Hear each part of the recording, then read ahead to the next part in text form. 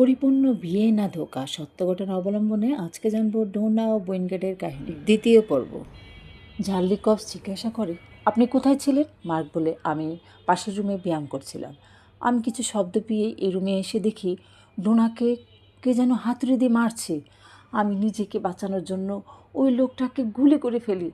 ঝার্লিকফ বলে, টেবিলে কফির কাপ আর সিগারেট কে খেয়েছে? মার্ক বলে, এগুলো আমার না। ঝার্লিকফ লোকটির পকেটে হাত দিয়ে দেখে আইডি কার্ড আর একটি চিঠি, যেখানে এই বাসার ঠিকানা আছে। তার মানে ডোনাকে মারার জন্য আগে থেকে প্ল্যান করে আসে। ঝার্লিকফ বলে, ওনাকে চিনেন? মার্ক সামনে এসে নাম দেখে বলে, রজট। হ্যাঁ, এই লোকটি আমাদের এক সপ্তাহ ধরে থ্রেট দিচ্ছিল। কিছুদিন আগে ডোনা তার বাবার বাসায় গিয়ে ঘুরে আসে। আসার সময় যে গাড়ি ভাড়া করা হয় সেই গাড়ির চালক ছিল রজট। তার ব্যবহার ছিল অন্যরকম।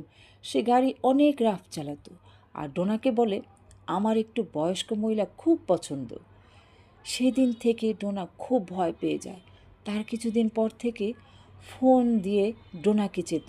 রজত যে কোম্পানিতে কাজ করত সেখানে গিয়ে মালিককে সব বলি। মালিক তখন বলে, রজতকে চাকরি থেকে বের করে দিব। ঝার্লিকফ বলে, এর জন্য আপনাদের প্রতি এত ক্ষিপ্ত ছিল কারণ তার চাকরি চলে যায়। জিদ করে সে ডোনাকে হত্যা করে ফেলে। ডোনা যখন মারা যায় তখন তার বয়স 31 বছর হয়েছিল। ডোনার মা শোনার পর একদম বিশ্বাস করতে পারছিল না কেন তার মেয়েকে হত্যা করবে। ডোনার বোন মিশালও বলছে, এত সুন্দর সংসার তাদের কেন মেরে ফেললো ডোনাকে। এদিকে মার্ক একজন এক্স আর্মি অফিসার। সে ডোনাকে অনেক ভালোবাসত। ডোনাকে মারার সময় রজতকে গুলি করে ফেলে, এটাই স্বাভাবিক না? পুলিশ কেসটাকে 48 ঘন্টার মধ্যে ডিসমিস করে ফেলে।